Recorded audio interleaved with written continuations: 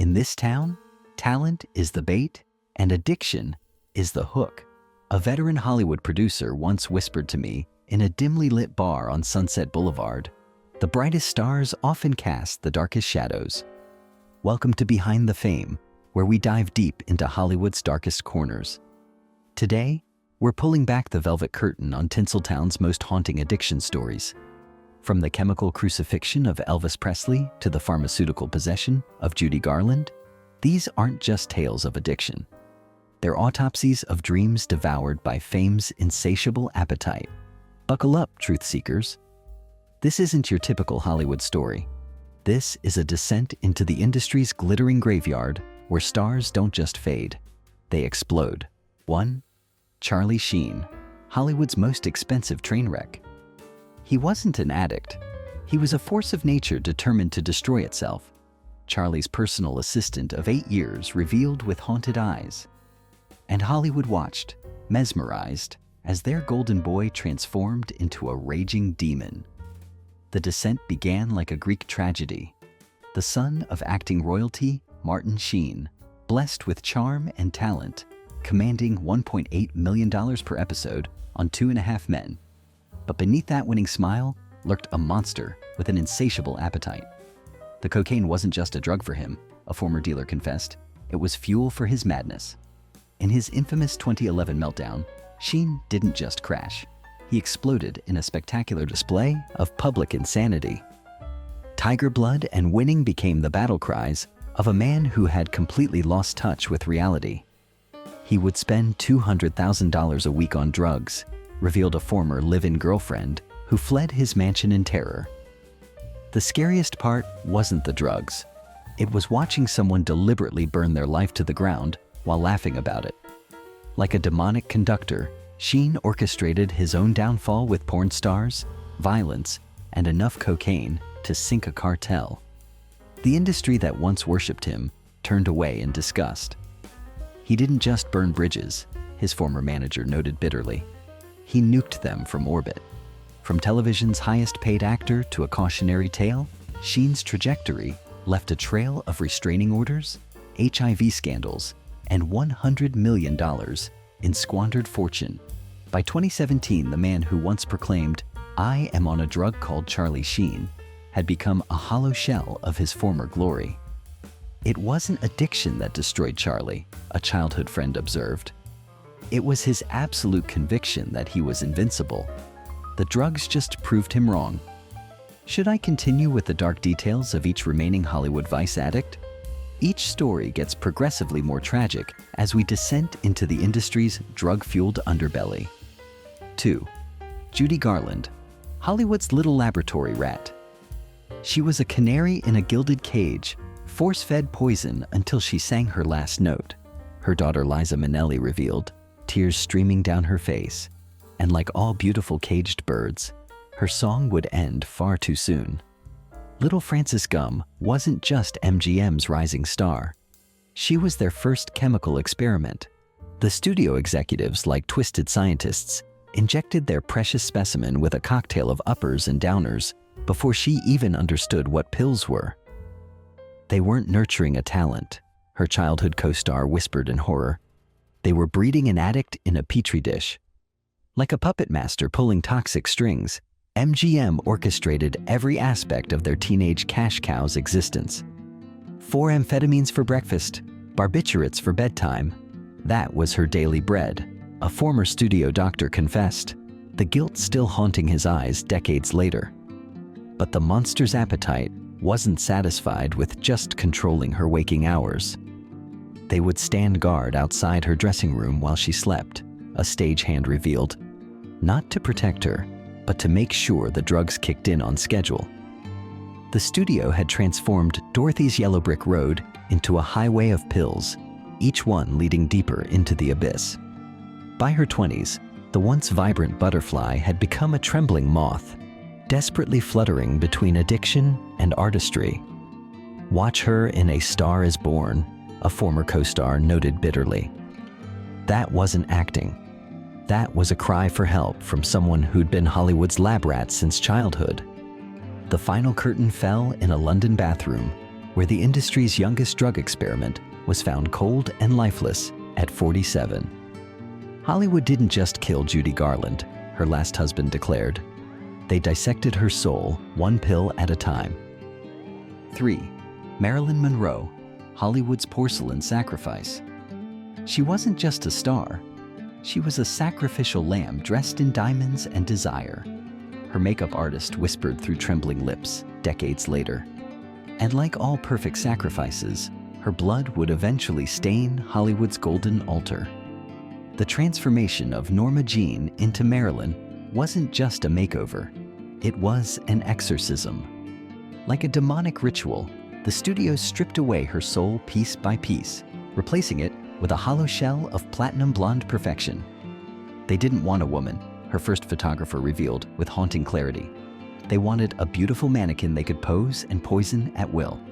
Like a delicate butterfly pinned to velvet, Monroe's struggle against her handlers only made her more captivating to watch. The pills weren't medication, her personal physician later confessed, his voice thick with guilt. They were chains made of chemicals, keeping Hollywood's most valuable prisoner docile and dependent. Her medicine cabinet became an arsenal of rainbow-colored demons, each promising escape but delivering only deeper bondage. The beast of fame consumed her piece by piece. Some nights, she would call at 3 a.m., her last lover recalled, and you could hear the pills rattling like death's dice in the background. But the industry's most profitable puppet couldn't be allowed to slip her strings, not while there was still money to be made from her suffering. Behind closed doors, the goddess of desire had become a ghost, haunting her own mansion. Each morning was a chemical resurrection, her housekeeper revealed through tears. It took more and more pills just to make America's sex symbol able to face her own reflection. Found naked on her bed, clutching her phone like a lifeline to a world that had already abandoned her, Marilyn's final performance featured enough barbiturates to kill 10 people. Hollywood didn't lose a star that night, an industry veteran noted grimly. They disposed of a broken doll they had finished playing with. 4. Whitney Houston, the Crystal Queen's perfect storm. Watching Whitney fall was like watching an angel get dragged to hell, her vocal coach revealed through suppressed sobs. And just like Lucifer's fall, her descent from heaven would shake the very foundations of music itself. The transformation of gospel's pure princess into crack cocaine's concubine wasn't just addiction, it was a public execution. Like a pristine swan diving into an oil slick, Houston's voice, that divine instrument worth $100 million, became corroded by the very demons she once claimed she was too rich to entertain. That first hit of crack wasn't just a high, her dealer-turned-confidant whispered.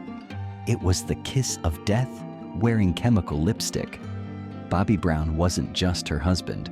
He was the serpent in her Garden of Eden.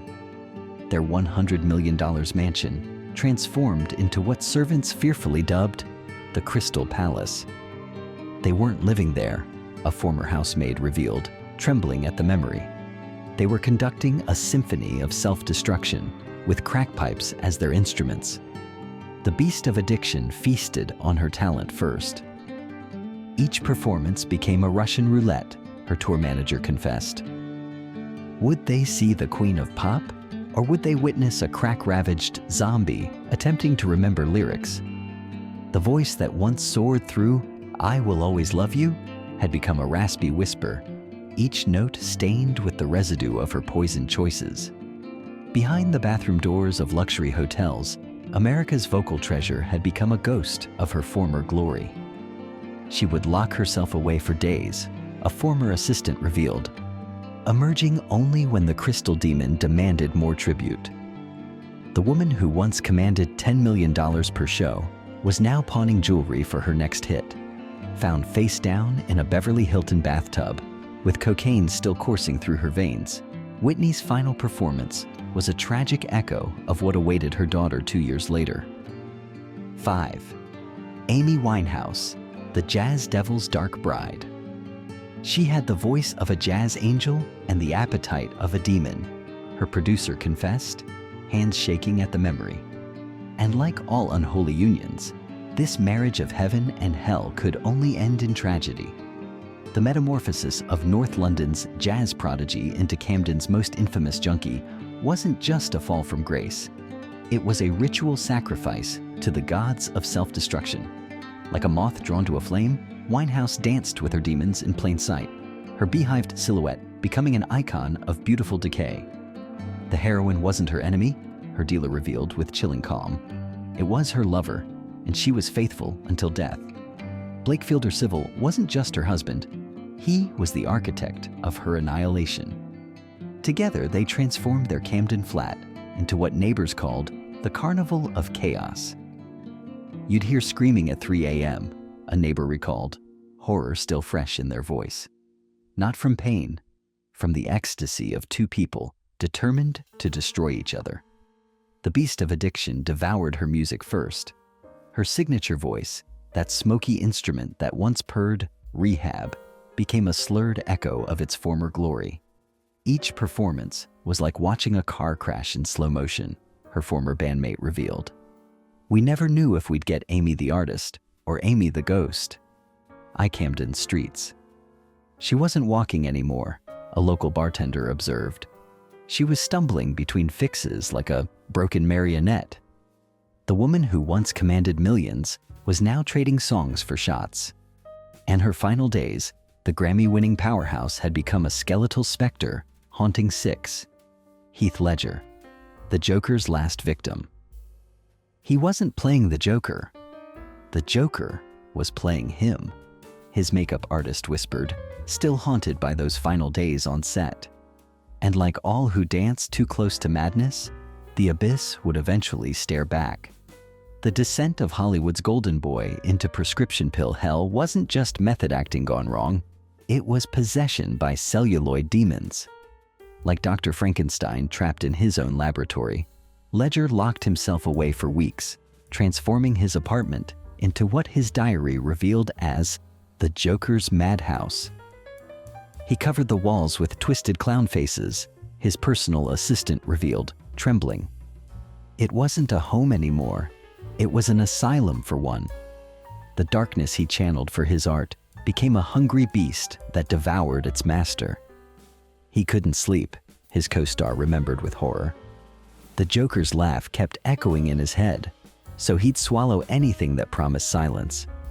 His medicine cabinet became an arsenal against insomnia, each pill a bullet in Russian roulette with his sanity. Behind the painted smile, the tormented artist was drowning in a cocktail of prescriptions. Some nights he'd call, speaking in the Joker's voice, a close friend confessed, and you couldn't tell where Heath ended and the character began. The line between performance and possession had become a noose around his neck. Found lifeless among a scatter of pill bottles, the price of his perfect performance finally paid in full. The Joker didn't just kill Heath Ledger, a fellow actor declared at his funeral. It completed what Hollywood had started, transforming a brilliant artist into the punchline of his own dark joke. Think these Hollywood stories are shocking? We're just getting started. Hit that subscribe button and join our Behind the Fame family, where we expose the real stories Hollywood doesn't want you to know. Your daily dose of truth begins with one click. 7. River Phoenix, Hollywood's lost angel. He was too pure for this town, like trying to plant a flower in poisoned soil, his former agent whispered through tears. And like all beautiful things in toxic places, his bloom would be tragically brief. The corruption of Hollywood's vegan poster boy into a speedball casualty wasn't just a fall from grace. It was the systematic destruction of innocence itself. Like a pristine snowflake landing in acid rain, Phoenix's pure image melted away to reveal the tormented addict beneath. The heroin wasn't his escape, his dealer confessed with haunting insight. It was his rebellion against his own perfection. The Viper Room wasn't just a club, it was his cathedral of chemical salvation. He would come in looking like Jesus, a bathroom attendant recalled, and leave looking like Lazarus before the resurrection. The boy who once preached clean living had become high priest of his own pharmaceutical destruction. The beast of addiction wore a designer mask in his world. It wasn't street drugs he craved, his former girlfriend revealed with bitter clarity. It was Hollywood's finest powders, served on silver platters by people who called themselves friends. Each line of cocaine was a step further from the pure-hearted kid who once refused to eat meat. Found dead at 23, with a cocktail of cocaine and morphine singing through his veins, Rivers' light was extinguished before it could truly shine. Hollywood didn't just lose a star that night, his brother Joaquin later reflected. It consumed its own future, like a snake devouring its tail. 8. John Belushi, comedy's darkest clown. He didn't do drugs to get high. He did them like a man trying to outrun his own shadow, his SNL castmate confessed, with a haunted look. And like all men who race against darkness, his finish line would be a coffin. The transformation of television's wild man into Hollywood's most notorious speedball casualty wasn't just addiction. It was performance art in self-destruction, like a circus bear dancing on hot coals. Belushi's manic energy became increasingly desperate, fueled by an unholy cocktail of cocaine and heroin. Each line wasn't just a hit, his dealer-turned-confidant revealed. It was an encore his audience would kill to see. The Chateau Marmont wasn't just his hotel. It was his chemical coliseum. Inside Room 31, comedy's gladiator waged war against sobriety with legendary intensity. He wouldn't just party, a hotel staff member whispered. He would conduct symphonies of chaos that lasted days. The man who made millions laugh was writing his own tragedy in white powder. The beast of excess wore him like a puppet. You never knew which Belushi you'd get, his director admitted. The genius comedian or the drug-crazed monster who'd empty the craft service table into his nose. Each new substance was just fuel for his frenzied dance with death. Found cold in his hotel room, killed by a speedball injection that finally silenced comedy's loudest voice. Belushi didn't die from drugs, his brother Jim later declared. He died from believing his own legend, that he was indestructible enough to dance with the devil and walk away laughing. 9. Elvis Presley, the king of prescription paradise. He wasn't addicted to drugs. He was addicted to being Elvis, his personal physician recalled with a bitter laugh. And like all kings who believe themselves immortal, his crown would become his curse. The metamorphosis of rock and roll's ruler into prescription pills' most famous slave wasn't just addiction. It was a slow-motion crucifixion in a jewel jumpsuit. Like a poisoned monarch surrounded by treacherous courtiers, Presley's Graceland Palace became a gilded pharmacy. He wasn't taking medication, his former bodyguard revealed with disgust. He was consuming enough pills daily to stock a hospital wing. His personal doctor wasn't just a physician. He was a chemical sorcerer. Dr. Nick, as the Memphis Mafia called him, transformed the king's medicine cabinet into an arsenal of legal destruction. Elvis would swallow anything with a prescription label, a former aide confessed.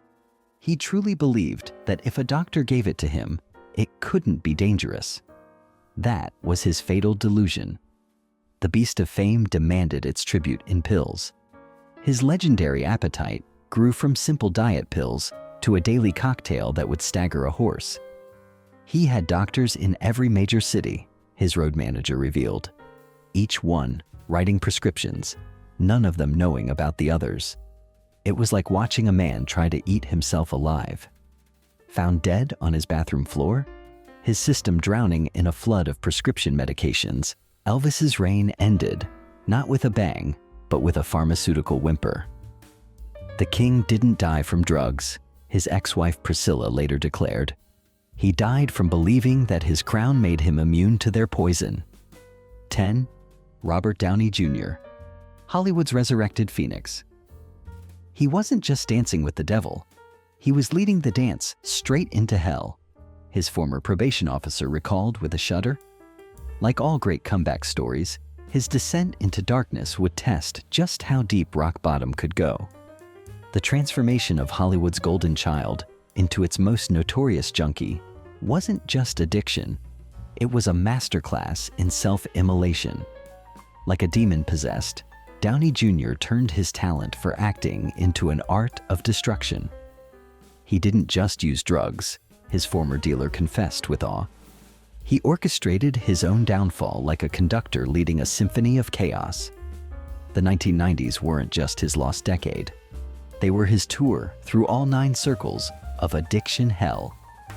He would walk into strangers' homes, a Beverly Hills resident recalled with horror. So high, he thought every house was his house.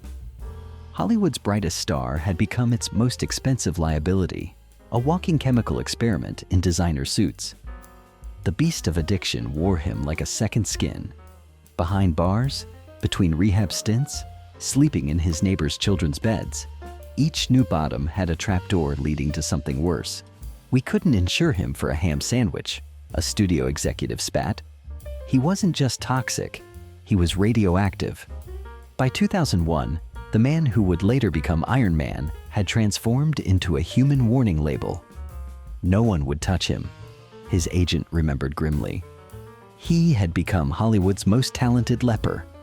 Each arrest was another nail in a career coffin that seemed permanently sealed.